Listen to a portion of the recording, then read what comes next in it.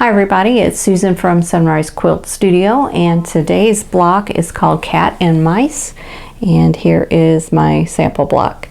And I'm using two different fabrics in this one. It has a couple of flying geese units and square units and some rectangles, so not too many units to make, and I think it goes together pretty quickly. So I hope you'll join me and I'll show you how to make the cat and mice block.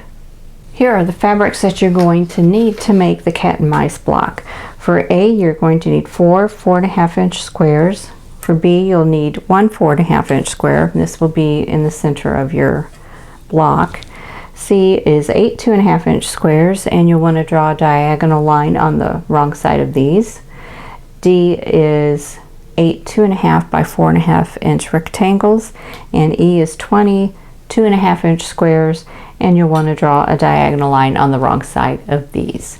So we'll go ahead and get started, and we'll be making flying geese units to begin with. Okay, so now we're going to make our flying geese units out of the C squares and the D rectangles, and I'm going to start on the right side of the rectangle, have my diagonal line on my C square going from the middle top to the bottom right corner.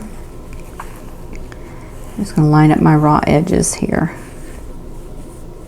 and then I'm going to sew on that drawn line.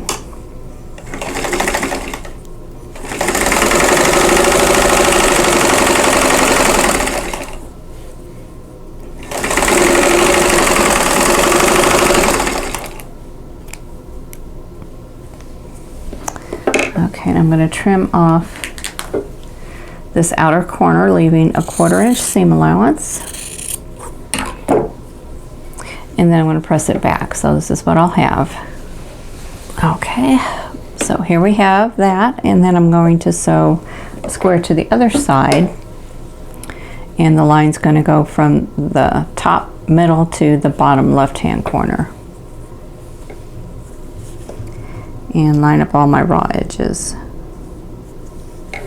And once again, sew on that drawn line.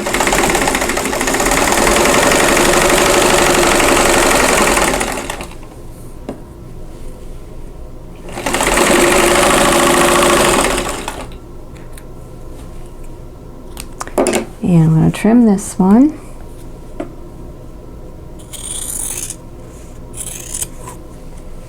And press that back. Okay, so there is my flying geese unit. So I need to make 4 of these. So I'm going to go ahead and chain piece all the rest of these together.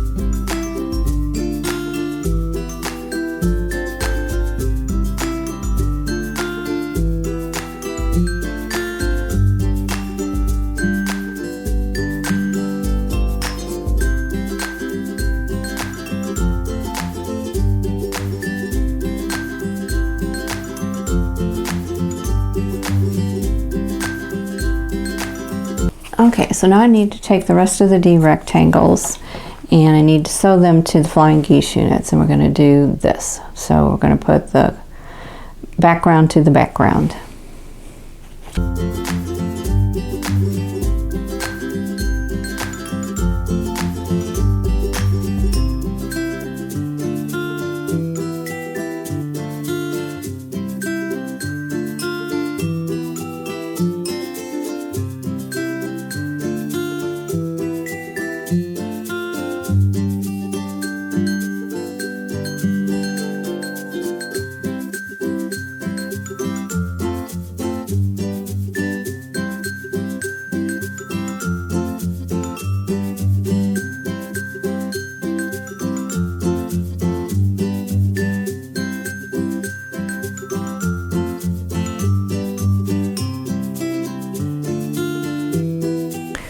Okay, so that's what we have for this unit. And then next we need to make the square and a square units. So we're going to take the A squares and the E squares. The A squares and the E squares. So we're going to take the A squares and the E squares. Now the E squares have a diagonal line drawn on the wrong side. And we're going to make these real similar to flying geese units. We're going to sew right on that diagonal line. So that diagonal line, when you put the square in the corner, that diagonal line is going to go from the center of one side to the center of the other of that A block. So we're going to go ahead and lay these out and sew this.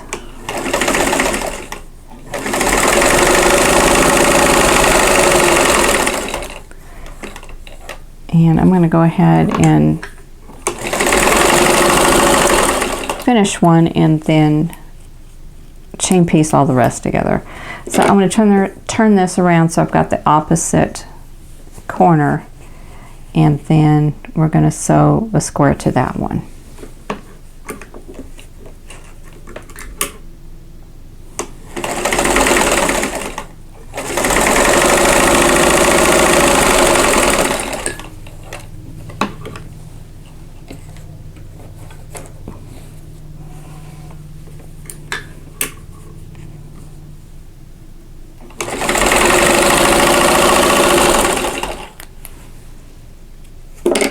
Okay, now I'm going to trim off the outer corner just like on a flying geese unit, leaving a 1/4 inch seam allowance. And then I'm going to press these back. Okay, so we have that. Now I need to sew a square onto each of the other 2 corners.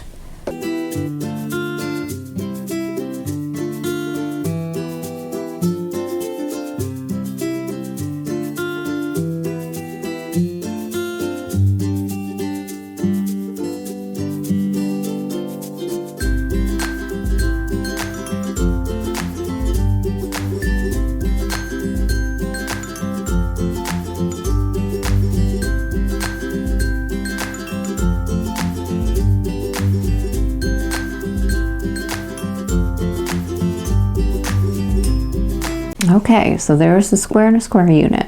So now we need to make 5 of these.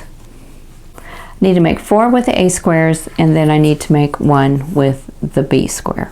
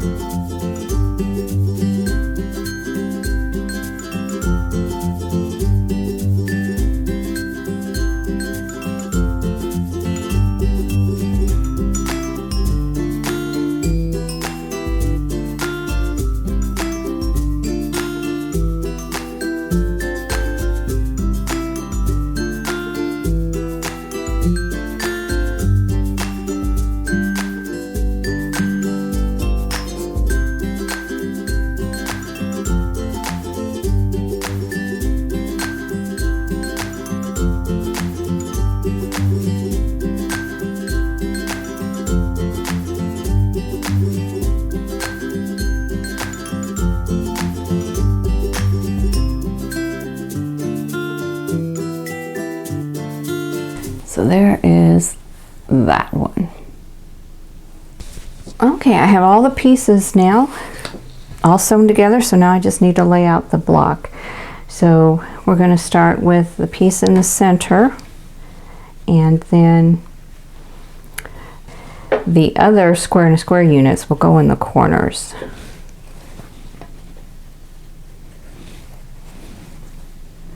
Like that. And then these flying geese units will go this way. So we're making a star here. Just like that. So now I just need to sew them into rows. So I'll have 3 rows, and then I'll sew those rows together and the block will be done. Okay, I'm going to go ahead. I've got a point on the flying geese unit here that needs to match up with a point in the square and a square unit. So I'm going to place a pin through each one of those points and remove the pin and then replace it and sew that together.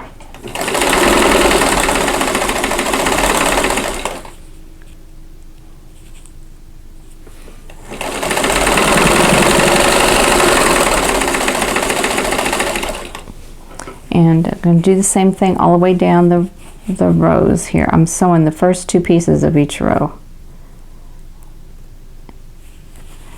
and doing the pin method for the points.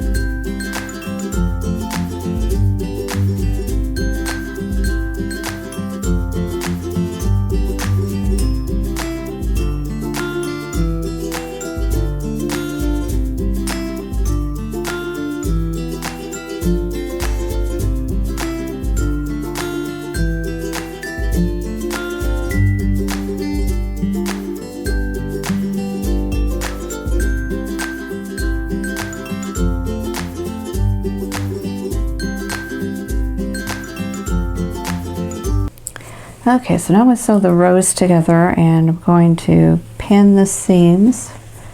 There's only 2 seams that need to be matched, but we also have points here.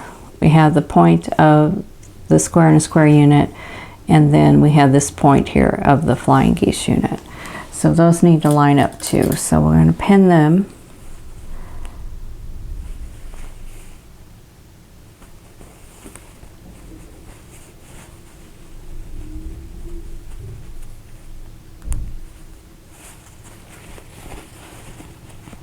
And then pin these 2 points here. So pin all your seams and all your points, and that will help give you a better result.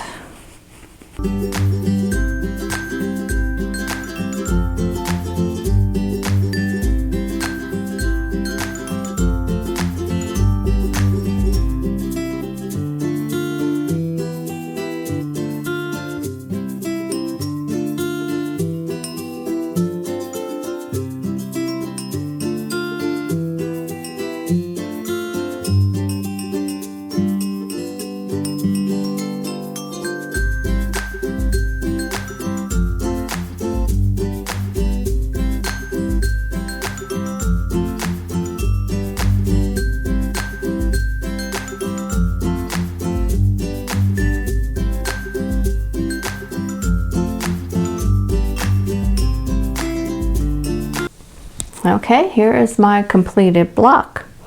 So this one wasn't too hard. We have square and a square units. We have 4 of that color, 1 in the center, and then we have flying geese units, and then rectangles. So I need to square this one up. It's got some areas that aren't flush, so I'll need to trim that up, but otherwise I think it turned out well. And then here is my sample block. So you can see the difference between the two.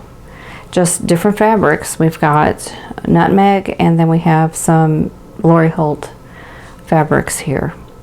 So and backgrounds are different. This is a Bella Solid, and this is a grunge. So that's it for this block.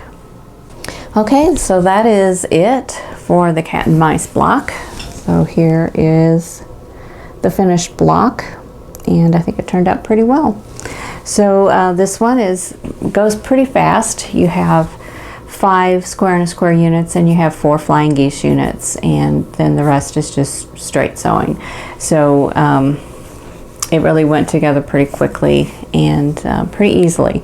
You do have a lot of points though, so try that pinning method if you have trouble with matching your points, and see if that helps.